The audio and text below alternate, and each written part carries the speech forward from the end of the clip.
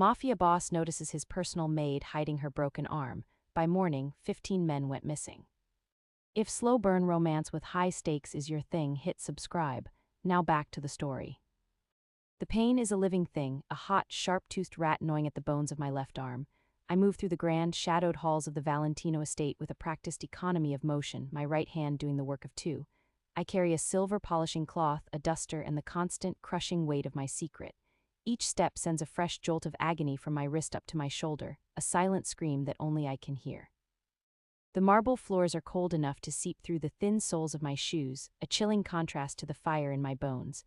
I keep my left arm tucked close to my side, the sleeve of my simple gray uniform pulled down to hide the truth. I am a ghost in this house, a whisper of a girl, and that is how I must remain if I want to keep my brother alive.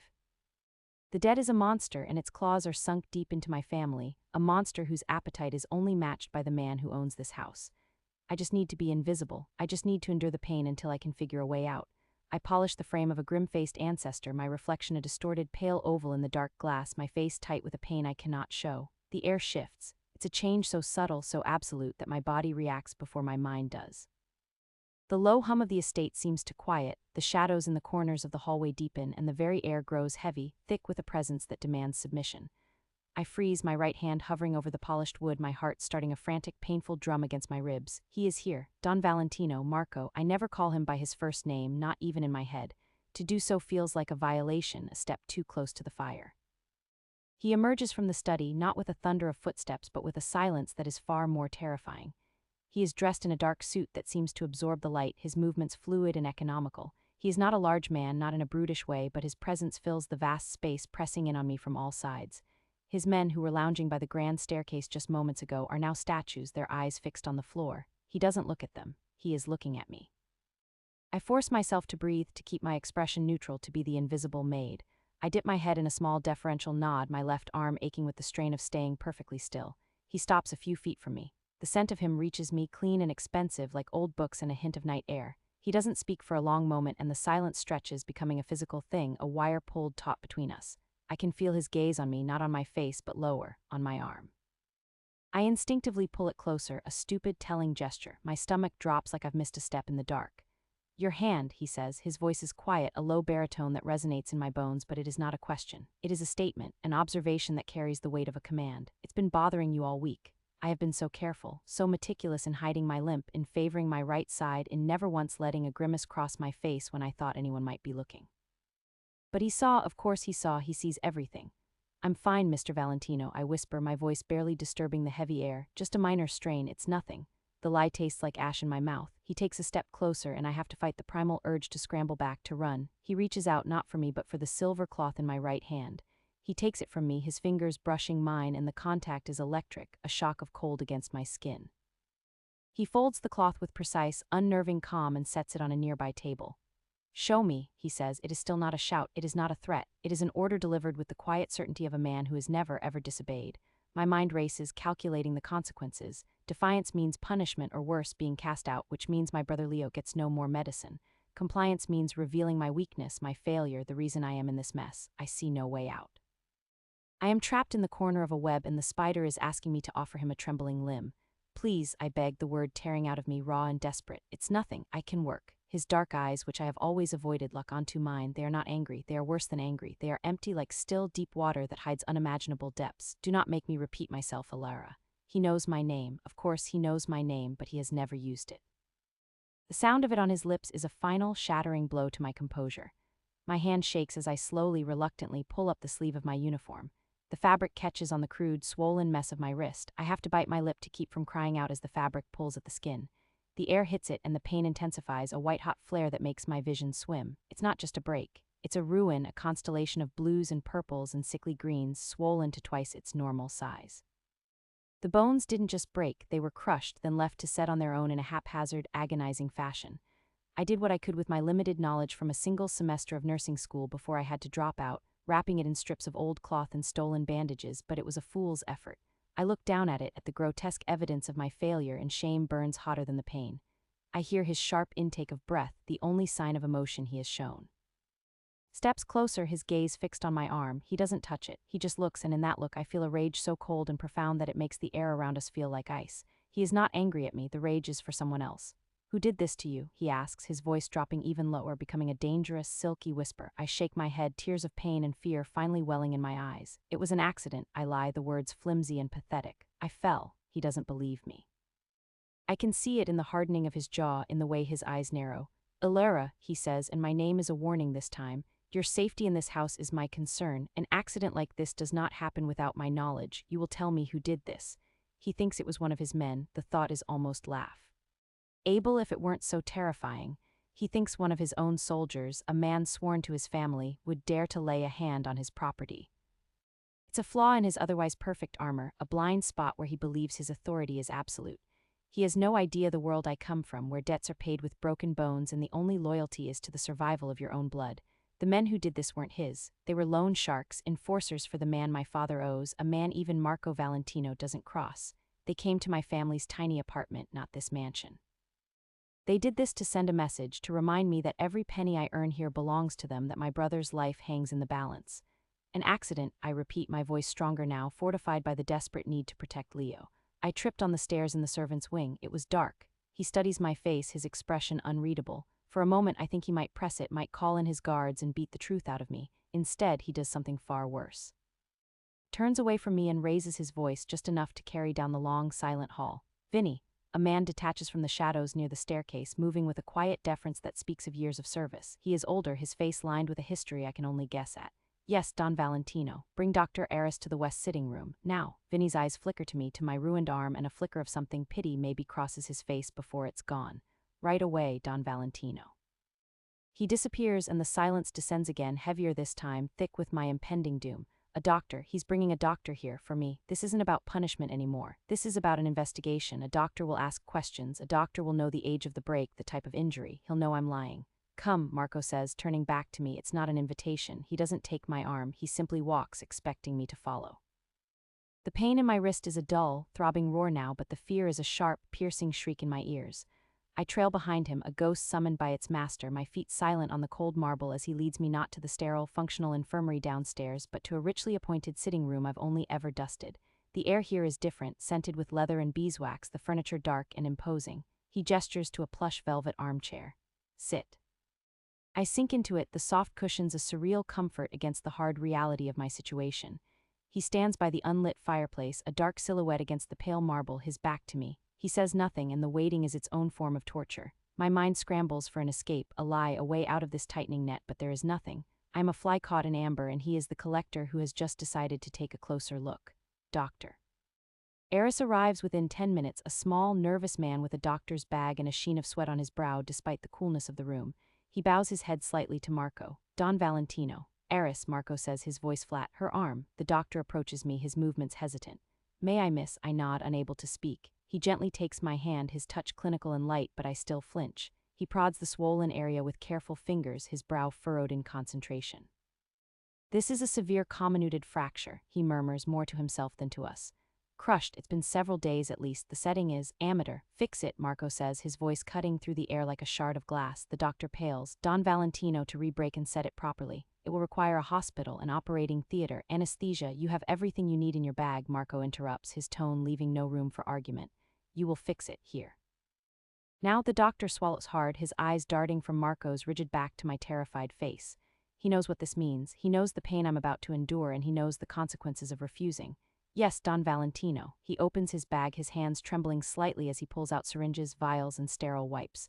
This will numb the area, he says to me, his voice a forced, gentle calm. It will still be uncomfortable. I need you to be very still. I nod again, my throat tight. I can feel Marco's eyes on me now, a physical weight. I refuse to look at him, keeping my gaze fixed on the doctor's fumbling hands. The needle bites into my skin and a cold, spreading numbness begins to chase the fire in my bones. It doesn't take it all away, but it dulls the sharpest edges, leaving a deep, bruised ache. All right, the doctor says, wiping a sheen of sweat from his upper lip. Don Valentino, I will need you to assist me, to hold her shoulder. Keep her arm steady. Marco moves from the fireplace. He doesn't go to my other side. He stands behind the chair, his hands coming down to grip my shoulders. His touch is firm, unyielding, a cage of flesh and bone. I can feel the heat of him through the thin fabric of my uniform, the solid strength in his fingers. I am trapped, held in place by the man who holds my brother's fate in his hands. Ready? The doctor asks, holding a small metal instrument that looks alarmingly like a pliers. I squeeze my eyes shut. I can't do this, I can't. Look at me, Alara. Marco's voice is a low murmur right next to my ear, his breath warm against my skin. My eyes fly open. I'm staring straight ahead, but I can feel his gaze on the side of my face. You will not scream, you will not move, do you understand? His command is a hypnotic anchor in the rising tide of my panic. I give a short, sharp nod. The doctor doesn't wait. There is a sickening crack, a sound that vibrates through my entire body, followed by a white-hot explosion of pain that the local anesthetic does nothing to blunt. A strangled gasp tears from my throat, my body arching against the hold Marco has on me. His fingers tighten, a pressure that is both pain and restraint, holding me down, forcing me to endure it. Breathe, he commands, his voice still that low, dangerous murmur. Through your nose, in and out. I obey, the air hissing between my teeth, my vision blurred with tears. The pain is a living thing, a beast trying to tear its way out of my arm. The doctor works quickly, his hands sure now that the worst is over. I feel the pull of the bandages, the cold, hard weight of a plaster cast being molded around my forearm. Through it all, Marco's hands remain on my shoulders, a constant, terrifying presence. He is my torturer and my anchor, the source of my fear and the only thing keeping me from flying apart. When it's over, the doctor packs his bag, his hands still shaking. It is set properly, Don Valentino. She must not use it for 6 weeks. I've left a prescription for a stronger painkiller. Get out, Marco says. The doctor practically flees the room. I'm left slumped in the chair, my arm throbbing dully within its pristine white cast, the rest of me trembling with exhaustion and shock. Marco releases my shoulders, and the sudden loss of his touch makes me feel oddly adrift. He walks around to face me, crouching down so his eyes are level with mine. The emptiness is gone from them, replaced by a dark, intense focus. Now, he says, his voice quiet but resonating with absolute authority, we are going to talk about the men who came to collect your father's debt. My blood runs cold. He knows, of course he knows. He didn't believe my lie for a second. He played along, letting me think I had a chance, all while gathering the threads of my pathetic story. Don't lie to me again, Alara. He cuts me off, his voice softening into something far more dangerous than a shout. I know about the Mortys, I know about your father's gambling problem, I know about your brother's illness, I know everything. The world tilts. My carefully constructed walls, built of lies and desperation, crumble into dust. He sees it all, the fear, the defeat, the utter hopelessness on my face. They did this to you, he says, his gaze dropping to my new cast. Because you were late with a payment. It's not a question, I can only nod, a tear finally escaping and tracing a path down my cheek. He reaches out and with a surprising gentleness wipes it away with his thumb. His touch is warm, calloused. Your debt is to them, he continues, his eyes locking onto mine again. But you work in my house, you are under my protection. What happens to you happens to me. When they touch you, they touch me. Do you understand what that means? I shake my head, my mind too foggy with pain and fear to grasp the implications. It means your problem is now my problem, he says, his thumb lingering for a second too long on my skin. It means the Mortys have just made a very grave mistake. He stands up, his towering form blocking out the light. Vinny will take you to a guest room. You will rest. You will take the pills the doctor left. You will not leave this room unless I give you permission. Is that clear? I nod again, a puppet whose strings have been cut. He turns and walks away, leaving me alone in the opulent silence, the weight of his words settling over me. He's not angry. He's not punishing me. He's absorbing my problem, taking it as his own. And I have a terrible, sinking feeling that the solution to my problem will be far more bloody and terrifying than the problem itself. I wake up hours later if the dark sky outside the floor-to-ceiling windows is any indication. I'm in a bed, not my own narrow cot in the attic, but a vast, soft bed with silk sheets and a heavy duvet. My arm is propped on a pile of pillows, the white cast a stark monument to the day's events. My head is fuzzy from the painkillers, but the memory is sharp and clear. Marco's hands on my shoulders, his voice in my ear, the crack of bone, the gentle swipe of his thumb across my cheek. A soft knock sounds at the door before it opens.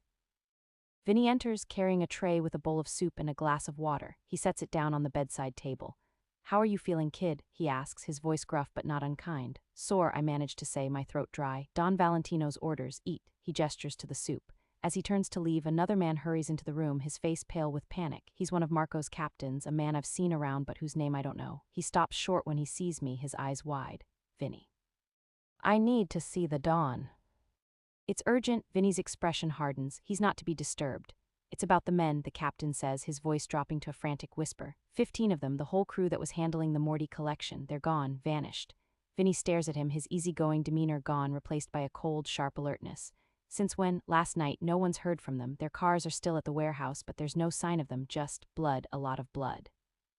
The captain's eyes dart to me again, a flicker of suspicion in his gaze. And get this, one of the guys found this near the blood. The captain's voice is a hushed, frantic thing. He pulls a small, evidence bag from his jacket pocket. Inside is a single dark button. It's plain, unassuming, the kind of button that secures the collar of a simple black uniform. My blood turns to ice.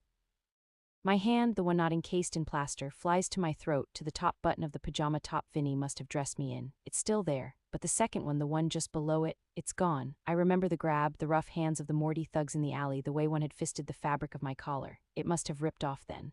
A tiny, insignificant detail that has now become a noose around my neck.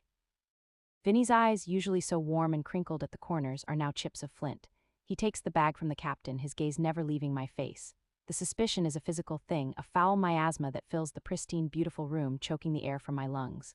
"Wait here," Vinny says, his voice devoid of its earlier gruff kindness. It's the voice of a soldier, cold and hard. He and the captain leave, shutting the door with a soft, definitive click that sounds like a cell door slamming shut. The silence that follows is deafening, broken only by the frantic, shallow beat of my own heart. The soup on the bedside table steams, its savory scent a cruel mockery of the churning acid in my stomach. Pain throbs in my arm, a dull, persistent drumbeat beneath the fog of the painkillers. I try to think, to piece together the events of last night, but my thoughts are slippery, disjointed. The Mortys, they came for me, they broke my arm, they said they'd get the money from Marco's men. Oh God.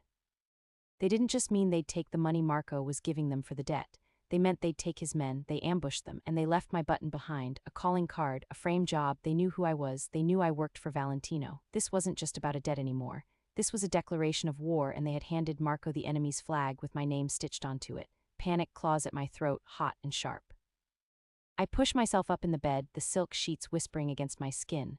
The room spins, a dizzying kaleidoscope of muted golds and creams. I have to get out, I have to run, but where? The Mortys would find me, and Marco would find me. The thought of his anger, of that cold emptiness returning to his eyes, is more terrifying than the Mortys' brute force. He had just claimed me, just absorbed my problems into his own dark, violent world. And now I am the source of the biggest problem he's had in months, the betrayal he must feel. I don't want to be here when he comes back. I swing my legs over the side of the bed, my bare feet sinking into the plush, cream-colored carpet. My arm screams in protest as the movement jostles it, and a wave of nausea washes over me. I grit my teeth, breathing through the pain, just as he taught me. In and out. The memory of his voice, a low murmur against my ear, is both a comfort and a curse. I stand up, swaying slightly. The door seems miles away. I take a step, then another. The world tilts dangerously. I can do this. I have to do this. My hand is on the cool, brass doorknob when it turns from the other side. The door swings open, and there he is.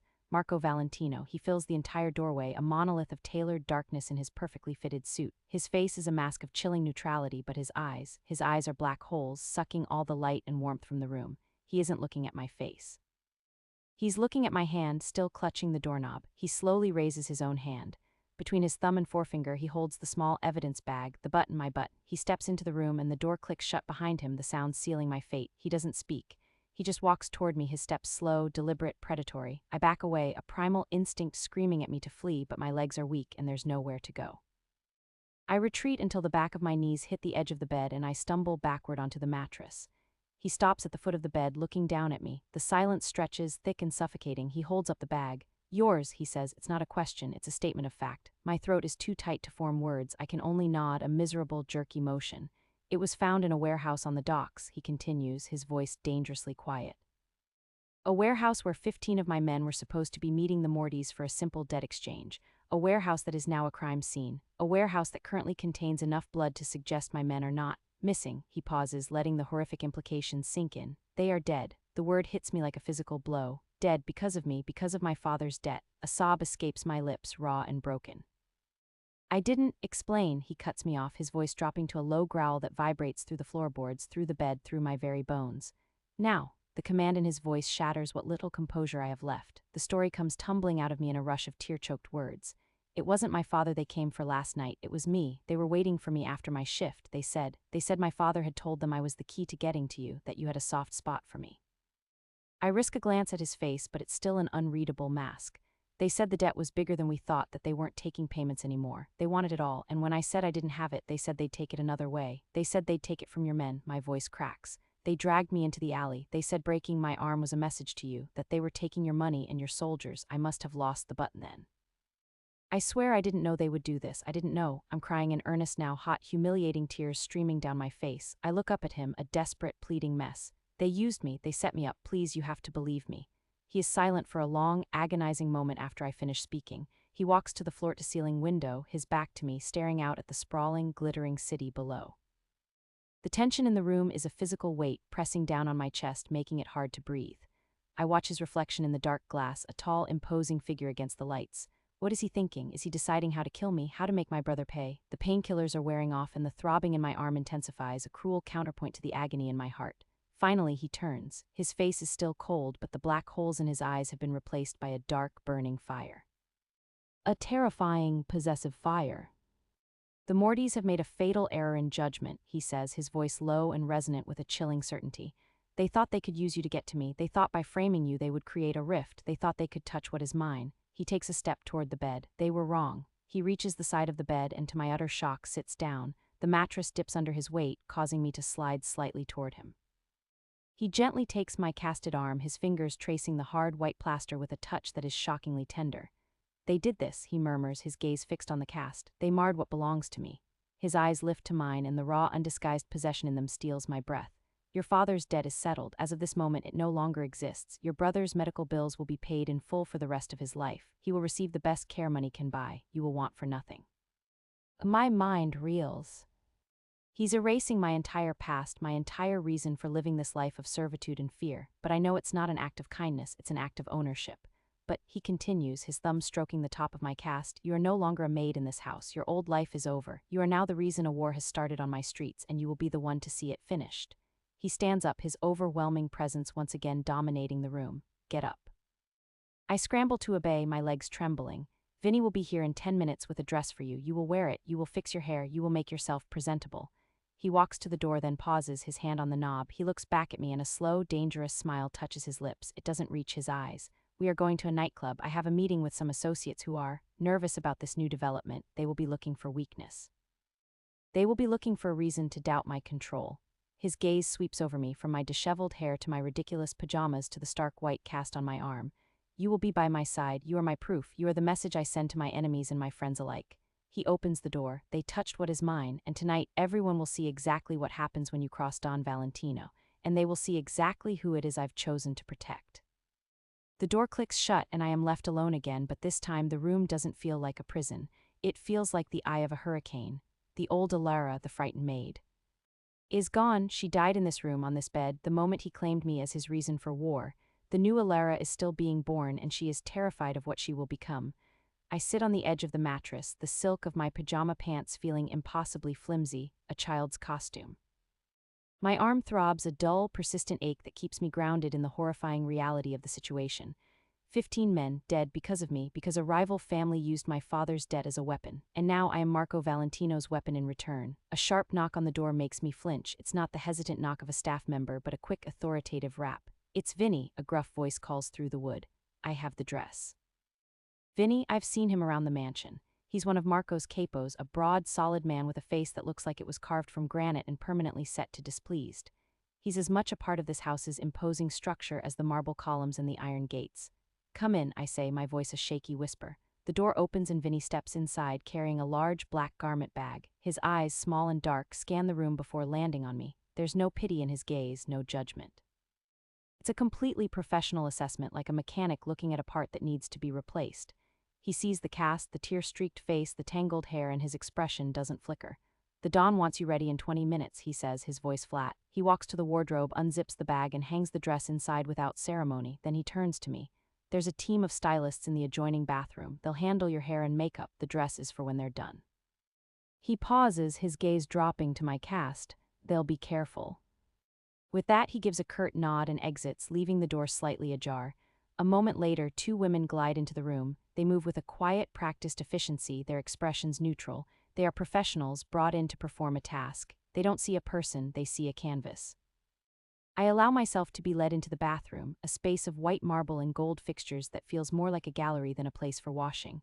I sit on a velvet stool while they work. One woman, a blonde with sharp features, tends to my hair, her fingers surprisingly gentle as she works out the tangles. The other, a redhead with a steady hand, begins to apply makeup to my face. I close my eyes, trying to find a calm center, but there is none.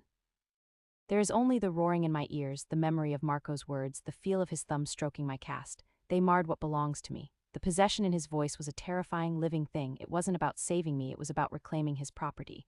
and yet as the stylists transform me, a strange sense of detachment begins to creep in. The woman in the mirror is not me. Her hair is swept up in an elegant chignon, exposing the long line of her neck. Her eyes are smoky and shadowed, her lips painted a deep blood red. Her face is a mask of sophisticated, untouchable beauty. This is the face of a woman who stands at the side of a man like Marco Valentino. This is the face of a message. When they are finished, they lead me back into the bedroom. The garment bag is gone. The dress is hanging there, a slash of impossible color against the dark wood of the wardrobe. It's red, not just any red, but the color of spilled wine, of arterial spray, of a warning light.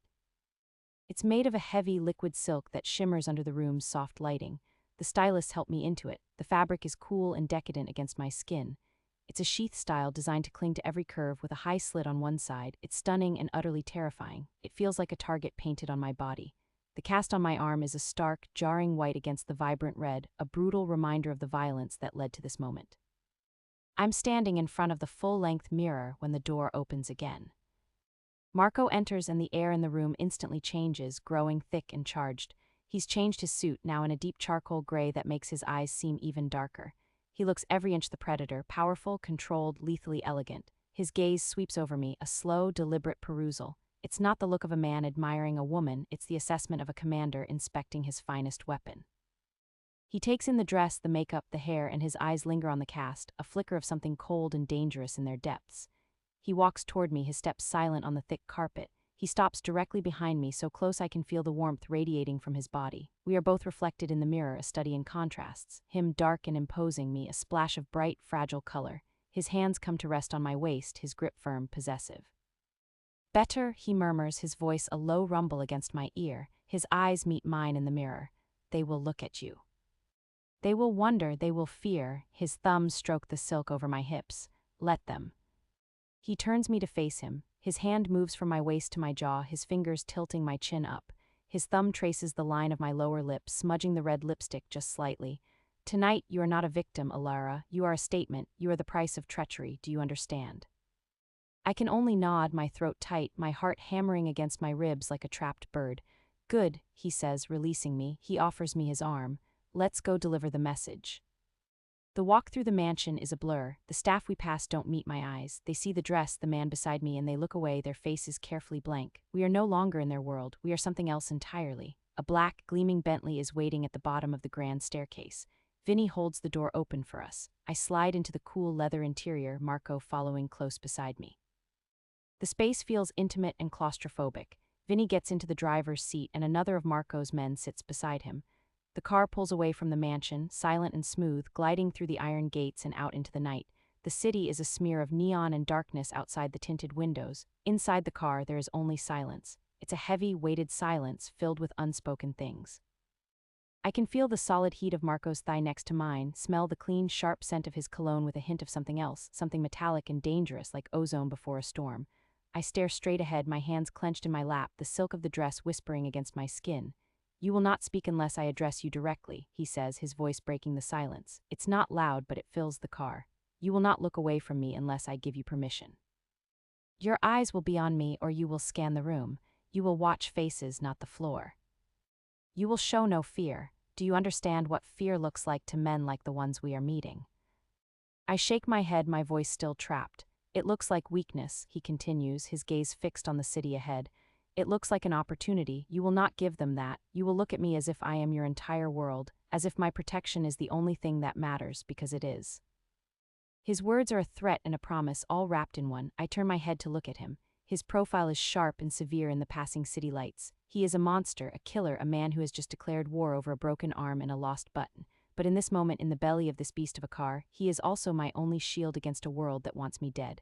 The contradiction is a dizzying, terrifying spiral. The car slows, pulling up to a curb where a crowd is gathered behind a velvet rope. The nightclub is called the Obsidian, a name that promises darkness and sharp edges. The bass from inside is a physical vibration, a heartbeat you can feel in your chest. The velvet rope is a flimsy suggestion of a barrier, and the bouncers standing guard are mountains of muscle in black suits, their faces impassive, but their eyes are sharp and they recognize the Bentley. They recognize the man stepping out of it before his Italian leather shoes even touch the pavement. The rope is unclipped with a deferential nod, not for me but for the Predator at my side. Marco doesn't acknowledge them. His hand is a firm, warm pressure at the small of my back, a constant, inescapable reminder of his presence. He guides me through the gauntlet of onlookers, the people who wait and hope for a glimpse into this world. Their murmurs are a low hum, their faces a blur of envy and curiosity in the peripheral vision I'm not supposed to use. My focus, as instructed, is on the space ahead, on the dark, imposing entrance of the obsidian, and on the man beside me. He is my anchor and my storm. The air inside the club is a physical thing, thick with the scent of spilled whiskey, expensive perfume, and the sweet, cloying smoke of a dozen different vices. The bass is no longer just a vibration, it's a primal force, a deep, rhythmic thrum that resonates in my bones, in the broken one beneath the cast. Strobe lights flash in hypnotic, disorienting pulses, painting the writhing bodies on the dance floor in shades of electric blue and violent magenta. For a moment I am frozen, overwhelmed by the sheer chaos of it all. But Marco's hand tightens on my back, a silent command, and I'm propelled forward. We move through the crowd not like people, but like a force of nature. The sea of bodies parts for us without a word. I feel their eyes on me, 100 different sensations crawling over my skin. The red dress is a beacon in the pulsing darkness. I am the lady in red, a cliché made flesh, but the meaning here is anything but romantic. I am a drop of blood in the water. I am the warning before the shark attack. I keep my eyes forward, but I obey the second part of his command. I scan. I see faces flushed with alcohol and ecstasy, eyes glazed over. I see women in glittering dresses who laugh too loudly and men in tight shirts who watch them with predatory focus. These are the sheep, then I see the others, the men who aren't dancing, who stand in small, tight groups near the bar or in darkened corners, their drinks untouched. Their eyes are not glazed, they are sharp, calculating. They watch us not with curiosity but with assessment. These are the wolves, and they are all looking at me. We ascend a short, curved staircase, leaving the main floor's chaos behind. A large, imposing man in a suit that looks a size too small stands guard at the top. He gives Marco a curt nod and steps aside. The VIP area is a different world. The music is a muted throb here, the air clearer, though still laced with the faint smell of cigar smoke. It's a series of semi-private booths draped in heavy, dark velvet, offering an illusion of seclusion. The lighting is low, intimate, casting long, dancing shadows. This is the Serpent's Nest. Marco leads me toward a booth in the far corner, the most secluded of all. 3 men are already seated there. One is older, maybe in his late 60s, with a face like a worn roadmap of cruel choices. His silver hair is perfectly styled, and his suit is impeccably tailored, but it can't hide the thick, powerful build of a man who hasn't been afraid to get his hands dirty. He is the picture of old-world power. The other 2 are younger, broader, their suits straining at the shoulders. They sit like flanking attack dogs, their eyes flat and dead.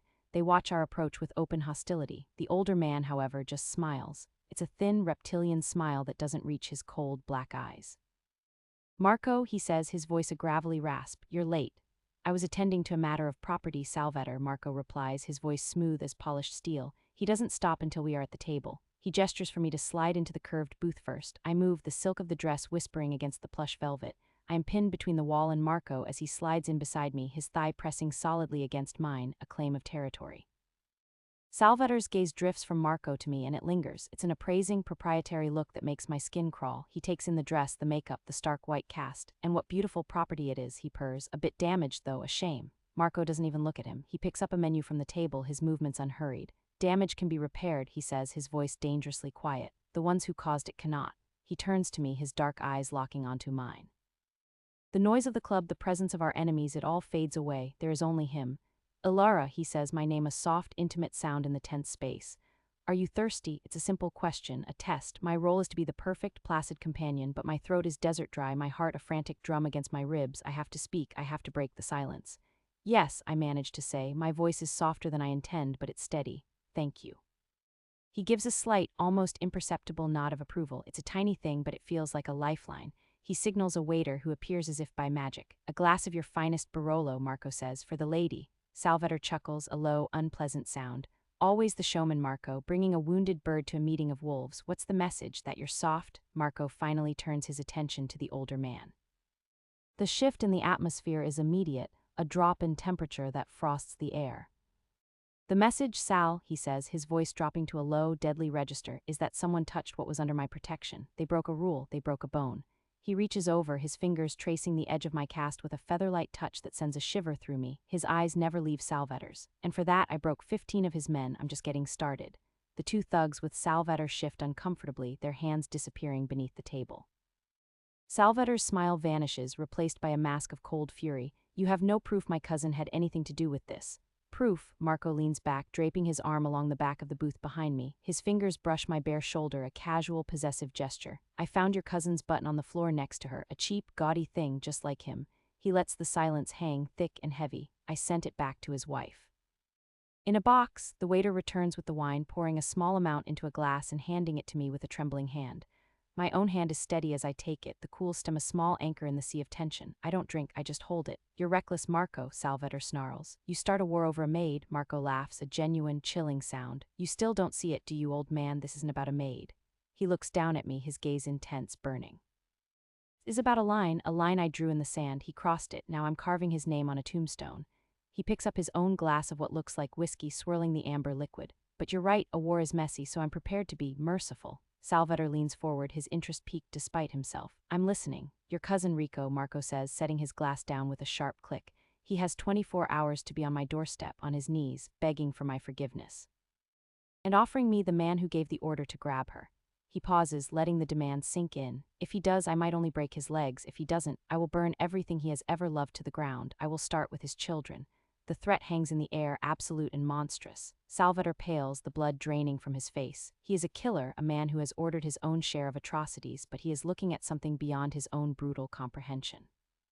He is looking at the abyss, and it is wearing a charcoal gray suit. You can't. I can, Marco cuts him off, his voice dropping even lower. And I will. This is my city now, Sal. The old rules are dead. You will learn the new ones, or you will be buried with them. He raises his glass to me in a silent toast, a dark parody of a romantic gesture. Now, if you'll excuse us, we have a long night ahead. He stands, pulling me up with him. His hand is back on my waist, a brand of ownership. He doesn't say goodbye. He doesn't look back. We simply walk away, leaving the three men stewing in a broth of their own fear and fury. The walk back through the club is different. The wolves we passed on the way in now watch us with a new kind of awe, a visceral terror. The message wasn't just for Salvatore, it was for everyone. They see the red dress, the possessive hand at my back, the cold, deadly purpose in the man beside me, and they understand. They understand the price of crossing Marco Valentino. We step out into the cool night air, and I gasp, my lungs burning, realizing I've been holding my breath since we sat down. The Bentley is waiting, the engine a low purr.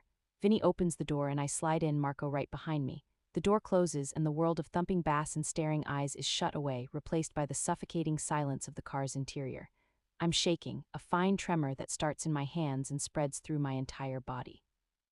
The adrenaline that kept me rigid and compliant is now a poison in my veins, making me weak.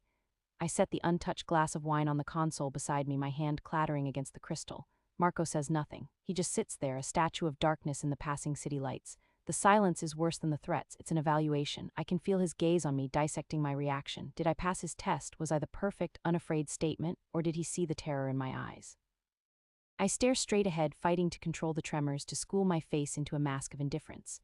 I am Alara, the maid. I am Alara, the witness. I am Alara, the statement. I am not Alara, the terrified girl who just heard a man threaten to burn children alive. The car pulls into the mansion's garage, the door rolling down behind us with a final, heavy thud. The engine cuts off. The silence is absolute. Look at me, Marco says. His voice is quiet, but it cuts through the silence like a shard of glass. I slowly turn my head. His face is in shadow, but I can see the glint of his eyes in the dim light from the garage's security lamp. He reaches out, his fingers cool against the fevered skin of my cheek. I flinch, a tiny, involuntary movement I can't suppress, and his hand stills. He doesn't pull away, he just waits, his touch a light, questioning pressure. Slowly, forcing my muscles to obey, I relax into it. It's a surrender, and we both know it. His thumb traces the line of my jaw, a slow, deliberate sweep that feels both like a caress and an assessment. You didn't scream, he says, his voice a low rumble that vibrates through the leather seat and into my bones. You didn't cry, you held the wine. His words are a statement of fact, but the question underneath is clear. Who are you? I lift my chin, a flicker of defiance I didn't know I possessed. I was thirsty. A ghost of a smile touches his lips, gone so quickly I might have imagined it. So you were? His hand drops from my face, and the sudden loss of contact leaves me feeling cold, exposed. He opens his car door and gets out, the motion fluid and powerful. He doesn't offer to help me. He just stands there, a silhouette against the garage wall, waiting. I take a deep breath, the air tasting of gasoline and concrete, and follow him out. The walk from the garage to the house is short, but it feels like a mile. The heels of the borrowed shoes click on the polished floor of the mudroom, a sound too loud in the cavernous space. He leads me not toward the staff quarters in the back, but deeper into the belly of the mansion, toward the main kitchen. It's a vast, sterile room of gleaming chrome and black granite, a place where meals are prepared by a staff of at least 5, none of whom are here now. It's just us.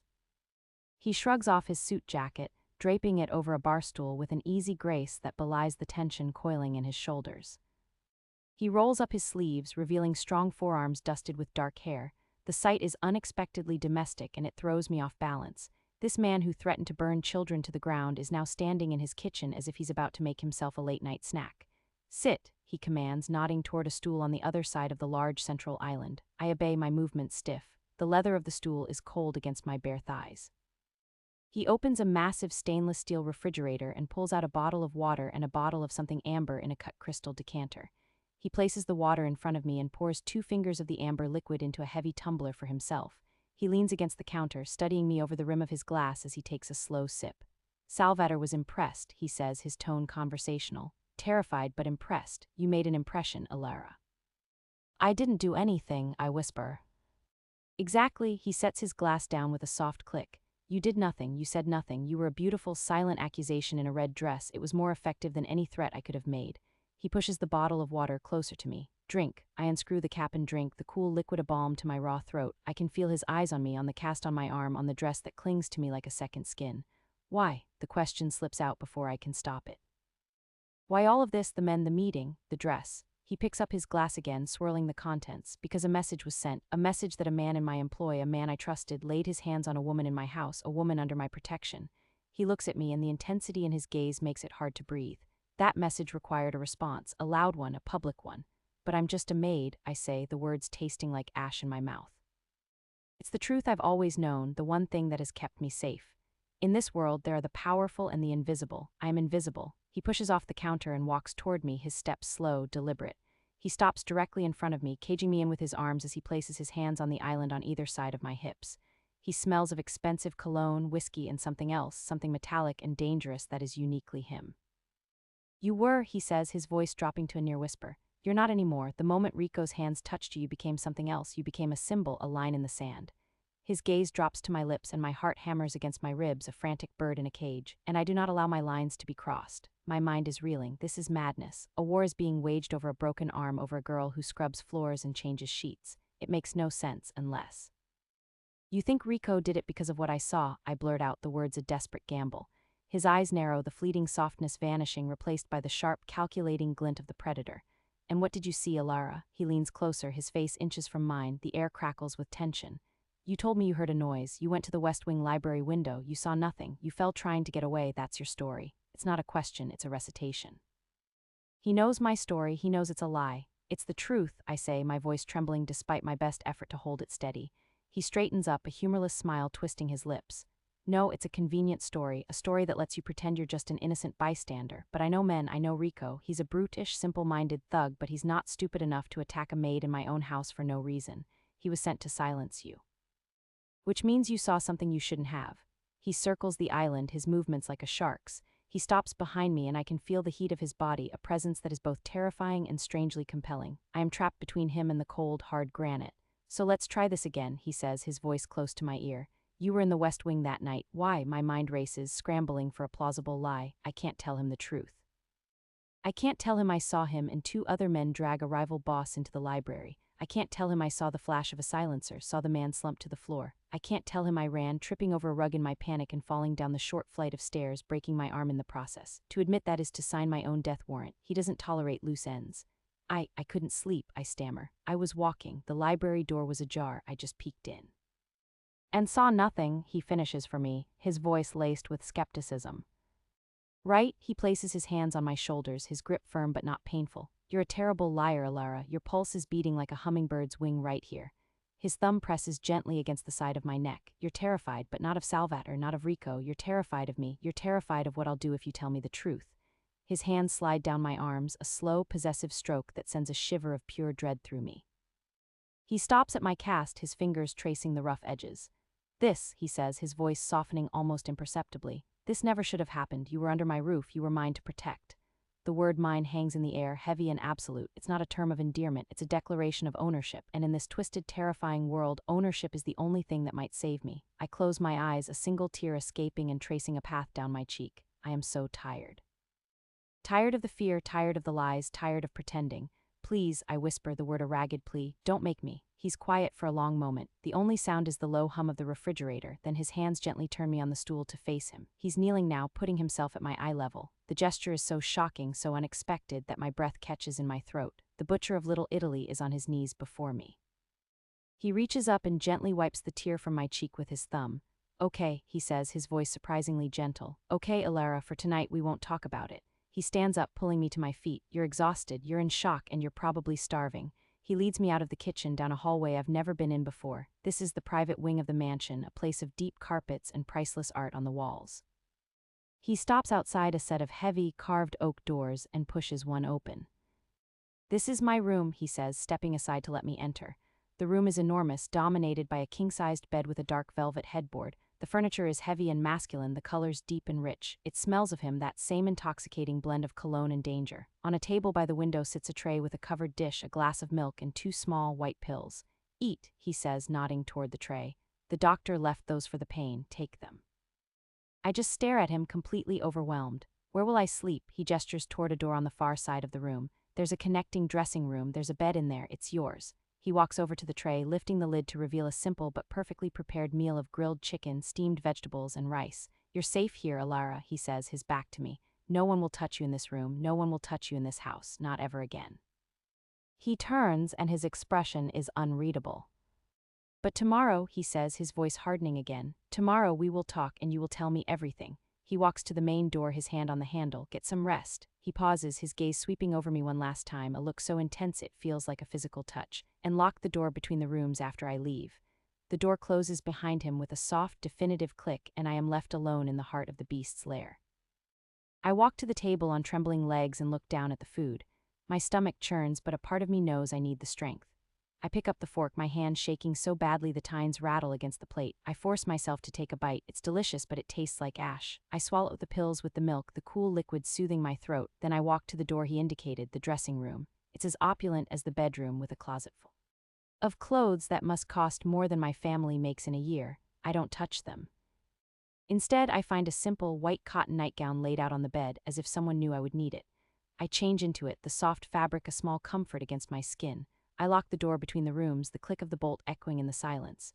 It's a flimsy barrier against a man like him, but it's the only semblance of control I have left. I crawl under the covers of the smaller bed, my body trembling with exhaustion and a bone-deep fear that has settled into my very marrow. The pain pills are pulling me under, a welcome, foggy oblivion. My last thought before I drift off is of his eyes, the way they softened for just a moment when he wiped away my tear. A dangerous, terrifying flicker of something that isn't just ruthlessness. I wake to a sliver of light piercing the heavy velvet curtains. For a moment I don't know where I am. The bed is too soft, the air smells of him, and my arm is a dull, heavy throb encased in plaster. Then it all comes rushing back. Rico's sneering face, the boss's terrifying presence, the confession of ownership. I sit up, my heart pounding. I'm in the dressing room, in his room, I'm alive. I swing my legs off the bed, my bare feet sinking into the thick, cream-colored carpet. I'm still wearing the cotton nightgown. I feel like an imposter, a ghost haunting the halls of the rich and deadly. I unlock the door and peer into the main bedroom. It's empty. The tray from last night is gone. The bed is made, not a single wrinkle marring the dark duvet. It's as if no one slept here. Did he? Or does he have another room, another bed? The thought is strangely painful, and I push it away. I need to use the bathroom. I find a door leading to an ensuite bathroom that is larger than my entire childhood apartment. Marble, chrome, and fixtures that gleam in the dim light. I use the facilities quickly, feeling like an intruder, and wash my face as best I can with one hand. When I emerge, a young woman I don't recognize is standing in the bedroom, holding a black dress. She's plain-faced and efficient, her eyes carefully averted from mine. Mr. Morty requested I bring this for you, she says, her voice devoid of emotion. He said you are to wear it. She lays the dress on the foot of the bed along with a set of delicate black lingerie and a pair of high-heeled shoes. My stomach drops. A dress, lingerie, heels. This isn't a uniform, this is a costume. And I'm terrified of the role he wants me to play. Where are my clothes? I ask, my voice barely a whisper. They are being disposed of, she says, as if discussing trash. You won't be needing them anymore. She turns and leaves without another word, closing the main door behind her. I'm left staring at the dress, a cold dread seeping through me. This is it. This is the end of Alara, the maid. I walk to the dress on trembling legs. It's made of a heavy, soft material, maybe silk or velvet. It's simple, elegant, and utterly terrifying. I have no choice. I strip off the nightgown and pull on the lingerie, the black lace feeling foreign and provocative against my skin. The dress is next. It slips over my head, clinging to my curves. It's sleeveless with a high neckline and a modest hem that falls just below my knees. It's not overtly revealing, but it's more intimate, more revealing than anything I've ever worn. It screams that I belong to someone. It screams that I belong to someone. The thought is a cold stone in my gut. I sit on the edge of the bed, the unfamiliar silk of the dress whispering against my skin, and force my feet into the high-heeled shoes. They are black patent leather with impossibly thin heels. I wobble as I stand, my ankles protesting, my balance completely thrown. I feel like a child playing dress-up in her mother's clothes, a fragile imitation of a woman who commands a room. A woman I am not. I am Alara, the maid. A girl who scrubs floors and hides in shadows. This dress, these shoes, they are a costume for a role I never auditioned for, a part in a play where the final act is always blood. The main door opens without a knock and Mr. Morty steps inside. He's wearing a dark, tailored suit that fits him like a second skin, the stark white of his shirt a stark contrast to the tan of his throat. His hair is damp, combed back from his face, and he smells of clean soap and that same dark, spicy cologne that clings to everything in this house. His eyes sweep over me, a slow, deliberate perusal that feels more invasive than a touch. They linger on the fit of the dress, on the bare skin of my arms, on the precarious height of the shoes. For a moment his expression is unreadable, a mask of cool indifference. Then a flicker of something hot and possessive ignites in their depths. "Good," he says, his voice a low rumble. It's not a compliment, it's an assessment, an approval of his property. He holds out a hand, not an invitation, but in command. I place my trembling fingers in his grip firm and warm, engulfing mine completely. He leads me from the room, from the private wing, and through the main part of the mansion. I've walked these halls 1,000 times, but never like this. Then I was invisible, a ghost with a cleaning cart. Now I am on the arm of the master, and every guard we pass straightens, their eyes carefully averted. The silence is heavy, broken only by the sharp, unnatural click of my heels on the marble floors. It's the sound of my own surrender. A sleek black car is waiting in the circular driveway. A man I don't recognize opens the door for us, and Mr. Morty ushers me inside before sliding in beside me. The interior is all soft leather and dim lighting, a cocoon of expensive silence. As the car pulls away from the mansion, I watch the iron gates recede in the side mirror, a final barrier between me and the world I knew. The city lights smear into streaks of gold and white outside the tinted windows, a beautiful, blurry lie. I can feel the tension radiating from him, a coiled energy that sits beside me in the quiet space. He doesn't speak, he doesn't have to. His presence is a conversation in itself, a constant reminder of the power he holds and the precariousness of my situation. "Tonight you are with me," he says finally, his voice cutting through the silence. He turns his head, his eyes catching the passing lights. "You will not leave my side. You will not speak to anyone unless I give you permission. You will watch and you will listen. Do you understand?" I nod, my throat too tight to form words. My heart is a frantic drum against my ribs, a test. This is the test he warned me about. "Say it, Alara," he commands, his tone leaving no room for disobedience. "I understand," I whisper, the sound swallowed by the plush interior of the car. He doesn't say anything else, and we spend the rest of the drive in that heavy silence. The car eventually slows, turning into a street pulsing with music and thumping bass. A neon sign, a simple cursive, "The Velvet Room," casts a red glow on the wet pavement. This is it, the nightclub from the blueprint, a place of high-stakes meetings and hidden dangers. Two massive, mountainous men stand at the door, their eyes scanning the crowd. They see our car and their posture changes instantly, a show of deference that is both impressive and terrifying. The driver opens my door and I step out into the cool night air, the sound and smell of the city washing over me. Mr. Morty is beside me in an instant, his hand possessively on the small of my back, guiding me toward the entrance. The bouncers don't ask for ID, they simply nod and unclip a velvet rope, their eyes sliding over me with a mixture of curiosity and pity. They know what I am, an ornament, a sacrifice. The moment we step inside, the world explodes into a sensory assault.